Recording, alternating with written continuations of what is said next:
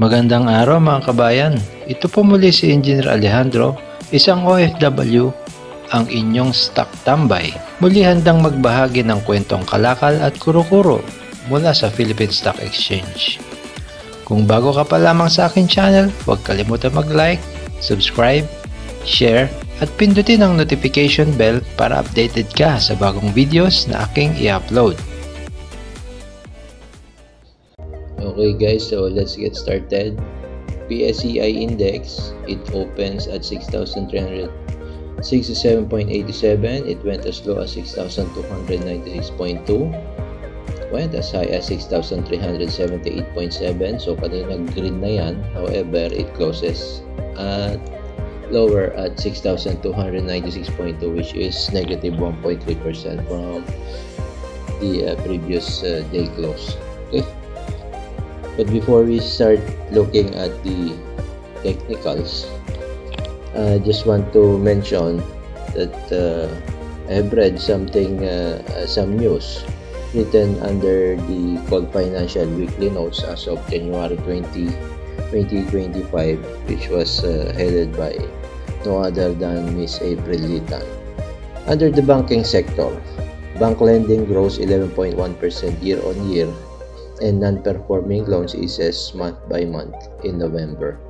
So according to the BSP, the total loans of universal and commercial banks in the country rose by 11.1% year-on-year in November, accelerating from the 10.6% increase last October. On a month-to-month basis, loans were up by 1%.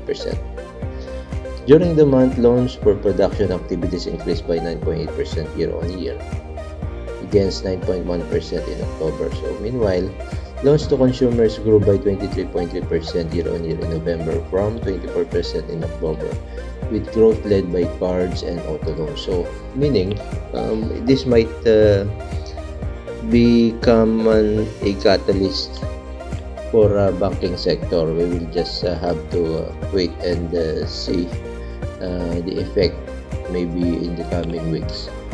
The banks ended November with a loan loss reserves ratio of 3.3% and non-performing loan coverage ratio of 93.2%. So hopefully, magkaroon na ng epekto dun sa ating banking sector, at least, at the very least. And of course, kung magkaroon ng epekto yan, then hopefully yung ibang sectors then will also have a share of the pessimism by the market. Okay, so PSEI, let's go to our technical analysis, and later on we will mention the other news that was related to what we are going to discuss one by one or piece by piece. Then okay, so let's move forward to our technical analysis. Ito nga yung tinitingnan natin guys na current support level or support zone niya. So, andun naman talaga siya, no? Then, kung dito siya talaga maglalaro, let us see. And most likely, ito yung kailangan niyang i-break na current resistance, no? So, most likely dito yan, patamain na natin dun sa mga previous resistance level. So, kaya nauntog yan, kung mapapansin nyo. Dito siya, nagkaroon ng medyo difficulty to bounce. So, once ma-break niya, most likely, ang next level of resistance na dapat niya, o inuntugan niya previously ay ito. Yan. Okay? Andyan yan. So, within that range. Okay? However, kung makikita natin, nagkaroon na naman ng takbuhan yan kanina. But, definitely, the previous days of the week, medyo green na siya, no? Kala nga natin magtuloy-tuloy na yan. Pero, bumibuelo lang yan kasi nga, we are currently at the consolidation stage. And makikita natin yan dun sa ating individual stocks. Okay? So, MACD, okay. Because of this consecutive green candles, at meron pang hammer. So ina-expect na nga natin na slowly magtutuloy-tuloy yan. Kaya itong MACD is nasa positive side na, although below zero level pa rin siya. Okay, and yung moving average niya is ayun, ganun pa rin, na pinipigilan pa rin siya sa pag-akyat. So consolidation period, it's gathering strength and inuubos lang talaga siguro until such time na medyo magkaroon na ng strength at makabuelo na ng husto, saka lang siya magbabounce back. At lagpas na tayo dito sa ating dead cross. Okay, so let's move forward. We'll just have a very quick review. Hopefully matakal natin ng mabilis. Our first individual stock is Ayala Corporation. What happened to Ayala Corporation? Basically, ano yan? Mirror image lang yan ng ating index. So, asan yung ating current support level or support zone? Historical yan, dito yan, ayan. So, tama lang yan. Kaya dyan siya maglalaro yung kanyang consolidation area. And ito yung matibay na support. Parang ano talaga, galawang ano to, PSEI. So, sumusunod lang talaga siya ron. Okay, so dito na natin ilagay. So, until such time na makita natin na magkaroon ng breakout dito sa level na to, then that is the only time we can say na medyo okay na yung kanyang consolidation. Same din, dito rin. Ayan, lagay na natin dito para gusto nyo. Hindi, pero dito lang. Sige, para medyo malakas. MACD, ano nangyari sa MACD? Okay, so slowly, kaya nga nasabi natin consolidating, so slowly gathering strength. Ganun pa rin, no? Sabay na sabay talaga siya, may dead cross din siya rito. Ayan. Okay, and news related to Ayala Corporation. Okay, so wala pala tayo nakitang news regarding this, related news regarding this na in-report dun sa Call Financial. Anyway, we'll just check later kung meron siyang we'll just see by next week, on the coming weeks, kung magkaroon ng related news or catalyst para siya finally magkaroon ng reversal. Okay, so Ayala Land, so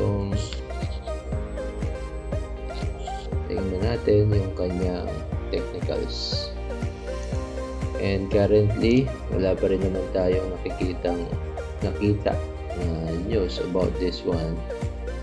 So dito na lang natin titingnan yan as a current level of support, dahil dyan siya, ayan, kita naman, obviously dyan siya naipon, andyan sa huminto.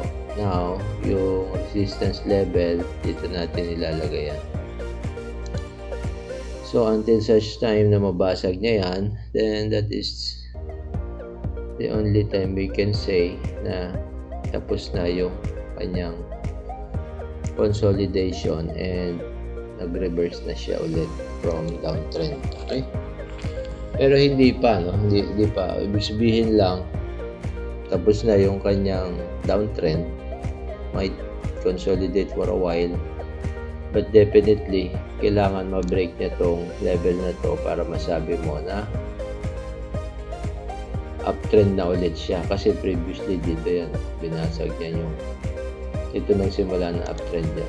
So dito natin titignan yan. Yan ang magiging basis natin, historical basis, dahil yan yung galawan niya dati. Or dito, pwede rin dito sa level na to.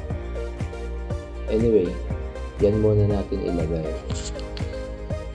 So Ayala Land, yung MACD, their indicators, okay, positive na. Para sa akin, positive na to kasi ang haba na rin ng consolidation period, no? And knowing Ayala Land, meron siyang continuous buyback program. So basically, kung huminto na yan at nag-bounce na siya dito, nag-bounce na siya rito, and although may selling dito, nag-stay pa rin siya dun sa level na yan. So basically, lapit na yan. No? It will only take some time. We don't know kung early February, almost complete na, or last week na ng January, by next week. Okay?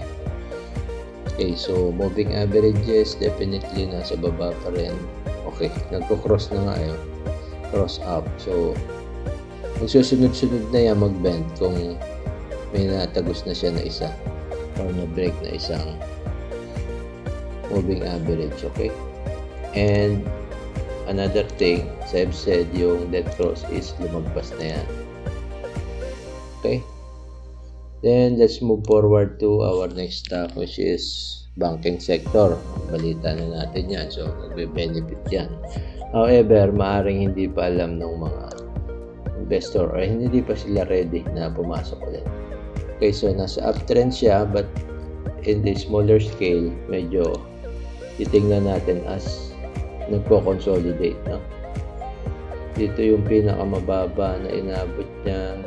Okay, so dito natin tingnan yung kanya support area or support level, and consolidation niya is at this level also, pero yung resistance dito na natin kuhanin yung resistance. Ayan, yan na on to give. So until such time na mabasag niya yan, then we can only think or conclude na mag-i-start na. I believe yung entire market niya magsasabay-sabay pagka merong nagkaroon ng ano dyan, legitimate bounce, breakout ng previous resistance, sabay-sabay din yun. Ayan, magkakamukha talaga siya. So ngayon, currently ang nagtatribe ngayon yung mga small caps, at ang most of the trader na naglalaro ngayon sa loob ay yung mga local. Moving average, okay, so still struggling, ano, pare-pareha siya, but then after ma-reach nga niya or ma-break yung isang moving average dyan, then that is the time pwede na tayong magsabi na lapit na yan. Ito, maaaring mag-dead cross pa nga yan, eh. But anyway, we just have to be patient and keep monitoring, ano. So let's move forward to our next stock, which is JFC, ang ating pinakabida sa lahat, which is Jollibee Foods. Jollibee Foods, okay? Oh, malapit na eleksyon. So one of the consumer stocks na magbe-benefit ito. Kasi nga, tapunan na ang pera yan. Nasa uptrend pa rin yan. Kahit na na-break niya itong level of support na to. Ayan. Kung ma-hold niya itong position niya na to, most likely, titingnan natin as consolidation yan. Dito yan, eh. Ayan, dito sa level na to. Okay? So, tinutulak siya, oh. So, mapapansin mo dun sa kandila. May tumutulak sa kanya. So, sinusuportahan siya. Although nag-breakdown na siya. And, ayan. So, below 0 yung ating MACD. Negative yan. And yung ating moving average is ganun din. Nag-dead cross na ba to? Wala pa yata, malayo pa yan. Dito pa isa. Okay. So, still supported by the 200-day moving average. Kasi babaw pa rin yan. So, most likely, pagka nag-bend upward, either one of these candles, sama-sama na nga, mare-recover yan. I don't think babagsak pa yan. Kasi it's only a matter of time para mag-bend. Palagay ko malapit na eh. Malapit na itong ating reversal. Let us see by February, no? And malapit na din yung bigay ng dividend. So, pwede nang pumondo yung iba, no? Kasi masyado na mababa yung mga stocks natin, especially yung ating index stocks. Okay? So, shortly lang, as I've said, tingnan natin, let's move forward to our next individual stock, which is JGS. JG Summit, ano na po nangyari? Bumagsak na po siya.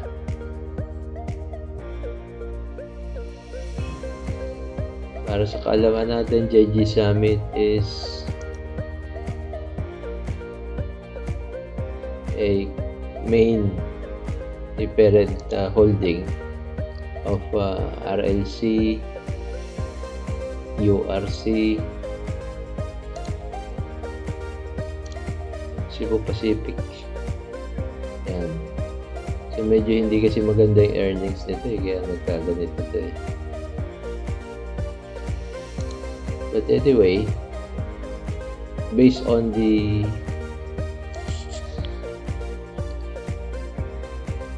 assessment of COL Financial, medyo mababa na masyado ito. Actually, ang valuation nila rito is 34 eh. So, currently, nasa 17 na lang tayo. So, 17.34 meaning 50% cheaper. No? So, masyado na mababa. I don't know bakit until now, bumabagsak pa rin. Pero masyado na mababa yan. Although, pwede nating masabi yan kung talagang eto, dyan na yan. Minto. Then, yan na yung support yan. Current support. Kung talagang papasukin na. So, bearish pa rin yung MACD niya and moving averages definitely malayo ito yung sakit. Yan. Okay. Nag-dead cross na itong matagal ng panahon dito. So, maganda to kung papasukin mo to.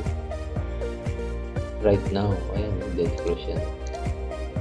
Kasi pag nag-reverse na yan, ang lalim yan. Malaking upside nito. Oh, okay. So, anyway, tingnan natin kung kailan papasukin. Nakailang attempt na yan dito. Anyway, let us just wait and see in the coming weeks. Then, next natin is banking sector again, which is Metrobank. Ano nangyari sa kanya? Metrobank, okay. So, tingnan natin asan ang kanyang current support level. Ayan. Dito natin iguhin. Okay. So, most likely, asahan natin na dito magko-consolidate yan. Babagsak ba siya? We don't know. Pero, second bounce na yan. 1. Ito, hindi naman nag-touch. 1, 2. Pangalawa na yan. Mukhang hindi na, palagay ko. Aabangan na lang natin yung kanyang resistance level kung kailan niya maibe-break. Dito siguro. Ayan. Dito na natin ilagay. Total dito naman siya naglalaro eh. Ayan. So, expect natin dyan maglalaro muna yan. Magde-decide yan kung aakyat o bababa. Okay, so MACD. Okay, so supposed to be curve up na yan, no? But still below zero level. Moving average natin. Ako. Parang pag nag-abot to, pag hindi nag-bend yan or bumaba pa yan, mag-aabot ito. Dead cross. Anyway, kung hopefully hindi dahil hindi kaya lang nag-cross hindi cross moving average cross dito. Anyway, let's just wait and see ano mangyari dyan kung puntahan ng investors yan. Hopefully magkaroon ng magandang catalyst. Okay, next natin is GT Cap. GT Cap, anong nangyari sa kanya. By the way, merong news na pinost under the COL Financial Weekly Notes last Monday si Miss April Litan about GT Cup, or specifically DMC. DMC GT Cup may nilad in talks with banks for IPO. So mag-IPO pala to, guys, ano? Maynilad said it is in talks with banks for its upcoming IPO in 2025 or 2026. Medyo matagal pa. So Maynilad previously said that it was planning to file its IPO application by first quarter and was eyeing a potential listing by April or July of this year. Okay, so pinakamaaga ang listing date, target niya is April or July. Pero I think na to, most likely July na to, or up to last quarter, kasi 2026 nabanggit niya rin eh. So ang layo ng range niya. Okay, anyway, hopefully maging catalyst to. Maliit lang naman ang ang share ni GT Cup sa kanya. I think around 15% nabasa ko. 15% dito sa Metro Pacific. Karoon sila ng significant buy ng Metro Pacific. Okay, so tingnan natin ang nangyayari sa kanya right now. Hopefully maging catalyst niya yan.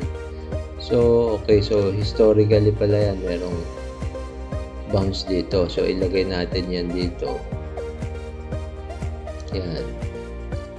Okay, so support level niya is dito, and hopefully pagka talagang kaya niya na at mag-abot siya dito, i-challenge niya yung level na to, and pag na-break niya yan, ibig sabihin babalik na siya to reverse upward. Okay, but right now hindi pa natin masasabi, hindi tayo makapag-conclude ng kahit ano. So MACD tend to projecting upward, but still below zero level. So wala pa, hindi pa positive yan. And moving averages, ayun, sabay-sabay sila na nagkaroon ng death cross. Ayan, sabay-sabay din yan, halos na nagkaroon ng death cross previously. Anyway, after the death cross, after the rain, then there will be a glimpse of the sun. So hopefully ito na yon, matapos na mag-consolidate, and then it will reverse back to upward direction. Okay, so next stock tayo. After GT Cup, our last stock is SMPH. SMPH, ano ba ang bago kay SMPH? So downtrend pa rin siya, and the news from COL Financial Weekly Notes said as of Monday, reported by Miss April. SMPH biggest Philippine mall REIT IPO unlikely in 2025, listing plans on hold indefinitely. Okay, so kaya pala, so wala na muna yung plano nilang pag IPO under the REIT or REIT kung tawagin. So SMPH Chairman Hans C. said that SMPH could hold off on its REIT IPO plans this year, citing the property developer's strong cash flows and viable debt alternatives.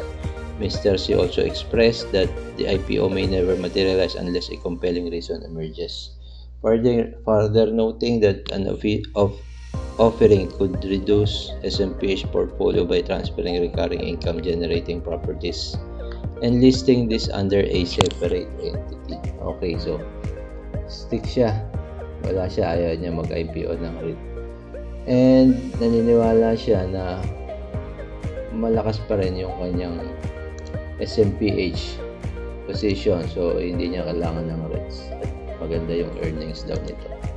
However, later may discuss tayo about the property sector. Hopefully, medyo magkaroon ng kahit na konting catalyst dito, and I don't know kung maapektuhan siya, mag-consolidate siya for a quite some time. Most probably, kasi ganun na epekto niyan din. Mag-aantay yung mga investor niyan and aasa na lang muna sila sa dividend payout. So, tingnan natin. And yung ating MACD, okay. So, projecting upward din naman. But then, majority are all red candles, no? So, let's wait and see. Wala pa tayong nakikitang legitimate na stop. Unless, ito, tumagal na dito.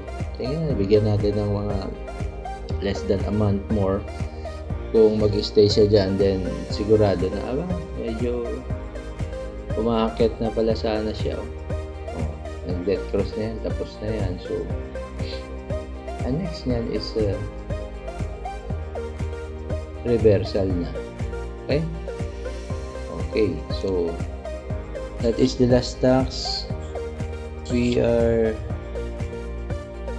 reviewing. Then, before we close, guys, meron pang another news or opinion ang COL Financial under the weekly notes reported by or posted by Miss April Lee Tan. So, bleak outlook of residential segment and downward pressure on office lease rates hurt sentiment for property stocks. So, ito yung epekto, no, nung POGO ban. So, basically, hindi kasi nila yung POGO business na yan to the previous administration. Medyo na-utilize nila na maayos and then ni-regulate nga para magamit din naman yung mga income at nagbe-benefit nga such as this property sector doon sa mga POGO-related offices. Nagre-renta, pati na yung mga ibang trabahador, no, na umuupa doon sa mga condominium units. Kaya nga nagkaroon din ng epekto doon sa condominium units. So, according to data released by Lee Chu Property Consultants, the oversupply of condominium units has shot up to an equivalent of 34 months as of November last year. Colliers is even more pessimistic as it said that it will take nearly 6 years, 5.8 years, to fully sell out the remaining residential inventory in Metro Manila. Hindi maganda to. Although lower rates will help boost sales of residential properties, so bumaba yung mga bentahan kasi nga medyo over na yung supply, no. The industry will most likely remain in an oversupply situation in 2025. Meanwhile, the office segment is expected to continue seeing high vacancy rates in 2025, primarily due to the spaces vacated by POGOs and continuous influx of new supply based on LPC estimates. Office vacancy rate stood at 18% last year and will stay at that level up to 2026. This will pressure average lease rates to go down. Kaya nga, bumababa. So, makakabili ka. Kaya lang ang epekto doon ng sa market. Especially doon nga sa property sector. Lalo na dami nating REITs. Medyo masakit o masaklap, Kung lang sana, na-regulate ng maayos, then andun pa rin yung POGO. Anyway, offshore gaming. Anyway, political yan. Huwag natin i-discuss yan. So, as of this time, yun lang ang ating review, guys. And until now, hindi pa tayo nakakita ng glimpse of hope or of reversal dito sa ating market. And most apparently, or obviously, consolidation period tayo. So, bigyan natin ng yan guys, 1 month. So kung kung nag-aantay tayo, then mag-pile up muna tayo ng cash. Then, pag nakita na natin na it's about time, then take all, todo na tayo. Kasi papaakyat na yan. After the downtrend, consolidation, then uptrend na. Okay? So, dito lang muna and have a nice weekend. See you all next week and bye-bye. At yan ang kabuuan ng ating update for this week. Kung kayo mayroong stocks na nais ninyong maisama sa ating susunod na review, ay maaari po kayong magpadala ng mensahe sa aking YouTube channel na OFW Average Trader. Pwede rin pong ipadala ang inyong mensahe sa aking email address na nakalagay sa description box. Maaari din po kayong mag-send ng message sa aking Twitter o kaya ay sa aking Facebook page na Engineer Alejandro Magno. Take the opportunity while it is offered free. There is no secret to success. We just have to keep going and work harder. We will only lose a battle the moment we stop trying and believing. At dyan po nagtatapos ang ating video sa linggong ito.